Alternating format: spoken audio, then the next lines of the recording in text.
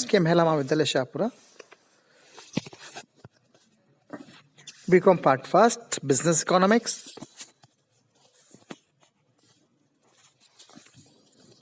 देखिए, अपन बात कर रहे हैं बिजनेस और मांग की लोच के बारे में। अब बात करते हैं मांग की आय लोच, इनकम इलास्टिसिटी ऑफ डिमांड। मांग की आय लोच किसे कहते हैं और उसके बारे में कितने प्रकार की होती हैं, उनके लिए फार्मूलाज क्या है, वो सारी डिटेल्स में आपसे अभी बात करता हूँ। क्योंकि आपने मांग की लोच को अच्छी तरह समझ लिया तो मांग की आय लोच को समझने में आपको बिल्कुल भी परेशानी का सामना नहीं करना पड़ेगा। देखिए, किसी उपभोक्ता की आय में परिवर्तन होने से उसकी किसी वस्तु की मांग में जो परिवर्तन होता है, इफ इनकम चेंज हो जाती है, उसके आधार पर उसकी मांग में जो परिवर्तन होता है उसे मांग की आय लोच के नाम से हम पुकारते हैं। आई रिपीट अगेन कि इनकम में चेंज होने के परिणाम स्वरूप किसी वस्तु की मांग में जो चेंजेस होते हैं उसे हम मांग की आय लोच कहते हैं। किसी उपभोक्ता की आय लोच को मापते समय अन्य बातें जो मांग में परिवर्तन लाती है को स्थिर मान लिया जाता है, अर्थात उपभोक्ता की रुचि, आदत, फैशन, वस्तु के मूल्य, संबंधित वस्तु के मूल्य आदि को हम स्थिर मान लेते हैं।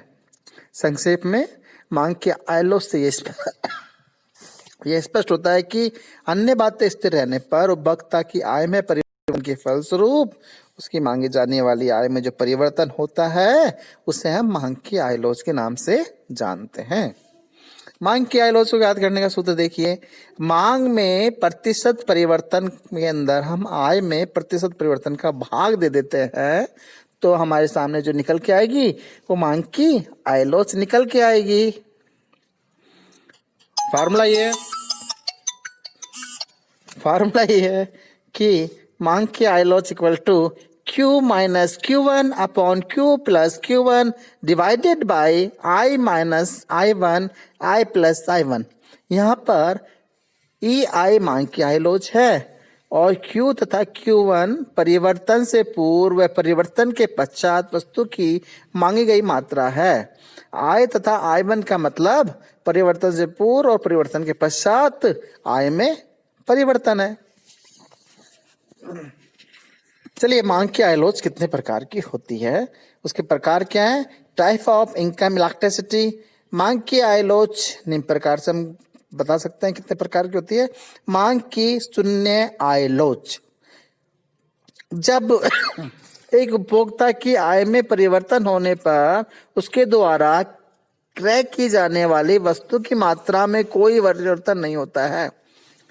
आई रिपीट अगेन, जब एक उपभोक्ता की आय में परिवर्तन होने पर उसके द्वारा क्रय की जाने वाली वस्तु की मात्रा में कोई परिवर्तन नहीं होता है तो उसे मांग की आय लोच कहते हैं। मांग की आय लोच शून्य होती है। शून्य आय लोच एक विभाजक रेखा का कार्य करती है।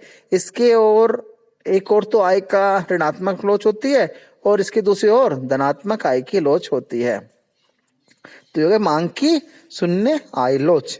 दूसरी है मांग की ऋणात्मक आय लोच, जब उपभोक्ता की आय बढ़ने के साथ साथ उसके द्वारा वस्तु की क्रय की जाने वाली मात्रा में कमी होती है। यहाँ पर देखिए, मैं बोल रहा हूँ उपभोक्ता की इनकम बढ़ रही है लेकिन उपभोक्ता की जो मात्रा है वो कम हो रही है, तो उसे वस्तु की मांग की आय लोच ऋणात्मक आय लोच होती है। प्राय निम्न कोटि अथवा गिफिन वस्तुओं की आय लोच ऋणात्मक होती है। मांग की इकाई की आय लोच। मांग की इकाई आय लोच, जब किसी उपभोक्ता की आय में वृद्धि अथवा कमी की अनुपात में ही मांग बढ़ती अथवा घटती है तो इसे हम मांग की इकाई आय लोच कहते हैं। उदाहरण के तौर पर उपभोक्ता की आय में 10% परिवर्तन होने पर वस्तु की मांग में भी अगर 10% ही परिवर्तन होता है तो यह मांग की इकाई के बराबर आय लोच है।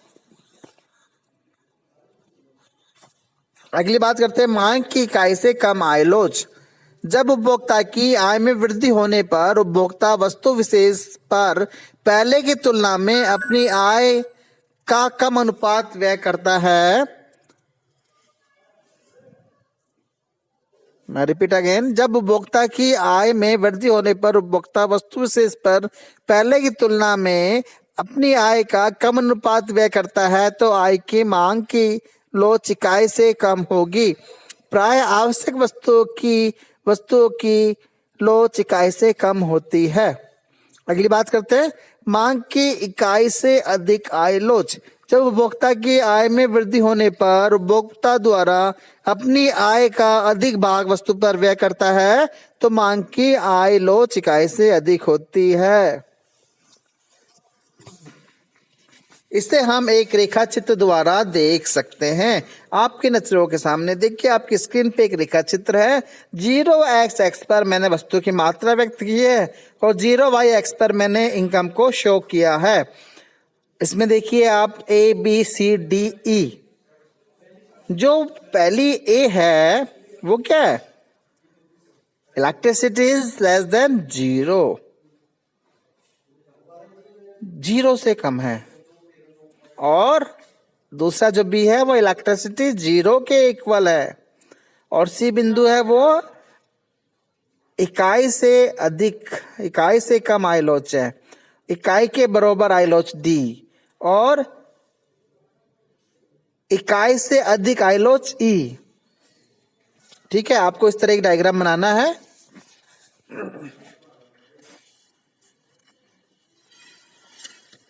अब बात करते हैं मांग की तिरछी लोच। जब वस्तु की मांग स्वयं के मूल्य स्थिर रहने पर संबंधित वस्तुओं के मूल्य में परिवर्तन से प्रभावित होती है। संबंधित वस्तुएं दो प्रकार की होती है, एक तो होती है स्थानापन्न वस्तु और एक होती है पूरक वस्तु।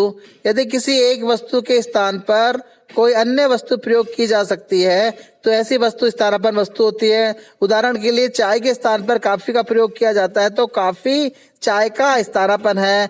किसी एक वस्तु का मूल्य बढ़ने पर उसकी स्थानापन्न वस्तु की मांग बढ़ जाती है, जबकि दो से अधिक वस्तु एक साथ प्रयोग की जाती है तो ऐसी वस्तुएं कौन सी होती है?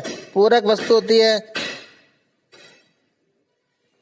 पूरक वस्तुओं की मांग एक दिशा में परिवर्तित होती है। उदाहरण के लिए कार की मांग बढ़ने पर पेट्रोल की मांग बढ़ जाएगी तथा कार की मांग घटने पर पेट्रोल की मांग घट जाएगी। इसको हम एक सूत्र द्वारा व्यक्त कर सकते हैं। वस्तु की मांग में प्रतिशत परिवर्तन अपन वस्तु के मूल्य में प्रतिशत परिवर्तन, ये आपको मांग की तिरछी लोच ज्ञात करने का सूत्र है। इसके अंदर दो होती है धनात्मक तिरछी लोच और दूसरी होती है ऋणात्मक तिरछी लोच, और तीसरी होती है शून्य तिरछी लोच। तो मांग की जो तिरछी लोच होती है वो तीन प्रकार की होती है, एक धनात्मक, दूसरी ऋणात्मक और तीसरी शून्य तिरछी लोच। अब बात करते हैं, यदि तिरछी लोच धनात्मक है अर्थात एक वस्तु ए की मांग दूसरी वस्तु बी के मूल्य के अनुसार प्रत्यक्ष रूप से उसी दिशा में परिवर्तित होती है तो ए और बी दोनों प्रतिस्थापन वस्तुएं हैं। ऐसी स्थिति में ए वस्तु की मांग बी वस्तु के मूल्यों में वृद्धि होने पर बढ़ेगी तथा बी वस्तु के मूल्य में कमी होने पर घटेगी। धनात्मक तिरछी लोच को आपने अच्छी तरह से समझ लिया होगा। डायग्राम आपके सामने है। ऋणात्मक तिरछी लोच, यदि तिरछी लोच ऋणात्मक है अर्थात ए वस्तु की मांग दूसरी वस्तु बी के मूल्य के परिवर्तन के विपरीत दिशा में परिवर्तित होती है तो दोनों वस्तुएं पूरक वस्तु होगी। पूरक वस्तु में मूल्य वस्तु के मूल्य बढ़ने पर दोनों वस्तुओं की मांग कम हो जाएगी तथा वस्तु के मूल्य कम होने पर दोनों वस्तुओं की मांग बढ़ जाएगी। शून्य तिरछी लोच, यदि तिरछी लोच शून्य होती है तो दोनों वस्तुएं एक दूसरे से संबंधित नहीं होती है, वे वस्तुएं स्वतंत्र होती है। ऐसी वस्तु न तो एक दूसरे से स्थानापन्न होती है और न ही पूरक होती है। एक वस्तु के मूल्य में परिवर्तन का दूसरी वस्तु की मांग पर कोई प्रभाव नहीं पड़ता है। ठीक है, विज्ञापन एवं मांग की लोच। Everyone know advertisement is a very important part of the sales of the goods। वस्तु को बेचने के अंदर विज्ञापन का महत्वपूर्ण रोल होता है। इसको हम निम्न तथ्यों से हम जान सकते हैं। विज्ञापन के बगैर कोई भी वस्तुओं को एक निश्चित मात्रा तक बेचा जा सकता है। अन्य बातें आप समझ गए। वस्तु का मूल्य, मात्रा, किस्म, वितरण आदि में कोई परिवर्तन नहीं होता है। समान रहने पर विज्ञापन की मात्रा तथा विक्रय की मात्रा में प्रत्यक्ष संबंध होता है, अर्थात विज्ञापन पर व्यय बढ़ेगा तो बिक्री भी बढ़ेगी। तीसरी बात, प्रारंभ में विज्ञापन व्यय बढ़ने पर विक्रय की मात्रा में अनुपात से अधिक वृद्धि होती है। एक सीमा बाद विज्ञापन व्यय में वृद्धि करने पर विक्रय की मात्रा में अनुपात से कम वृद्धि होगी तथा एक सीमा बाद विज्ञापन व्यय में मांग वृद्धि होने से मांग में किसी प्रकार का वृद्धि नहीं होगी। समझ रहे हैं? प्रारंभ में एडवर्टाइजमेंट करेंगे तो सेल ज्यादा होगी, बाद में सेल्स उसके तुलना में कम होगी और बाद में कोई सेल नहीं होगी, विज्ञापन कोई बहुत ज्यादा हो गया है। मांग की विज्ञापन लोच, एक फर्म अथवा उद्योग द्वारा वस्तु की मांग में वृद्धि के लिए विज्ञापन तथा अन्य प्रोत्साहनात्मक मूलक प्रयत्न किए जाते हैं। उससे मांग में जो वृद्धि होती है उसे हम मांग की विज्ञापन लोच कहते हैं। मांग की विज्ञापन लोच लगाने का सूत्र क्या होता है जानते हैं? मांग की विज्ञापन लोच बराबर विक्रय में प्रतिशत परिवर्तन अपॉन विज्ञापन व्यय में प्रतिशत परिवर्तन। विज्ञापन मांग की विज्ञापन लोच को प्रभावित करने वाले तत्व में उत्पादित वस्तु के बाजार विकास की स्थिति, प्रतियोगिता का कार्य, विज्ञापन की मात्रा तथा किस्म, गैर विज्ञापन कार्यों का प्रभाव पड़ता है।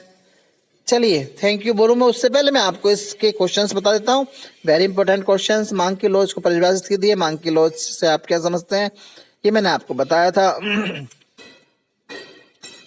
आय की बात कर रहा था अभी मैं आपके सामने, तो आय के संबंध में देखिए विज्ञापन लोच को परिभाषित कीजिए तो इसके निर्धारक तत्व तो बताइए। मांग की तिरछी लोच से आप क्या समझते हैं बताइए। ठीक है, it is a very important chapter, आपको ये चैप्टर याद रखना ही है, ये आपको निश्चित रूप से नंबर देके जाएगा। Thank you very much. मैं doctor Vijay Kumar, assistant professor, government girls college Shahpura.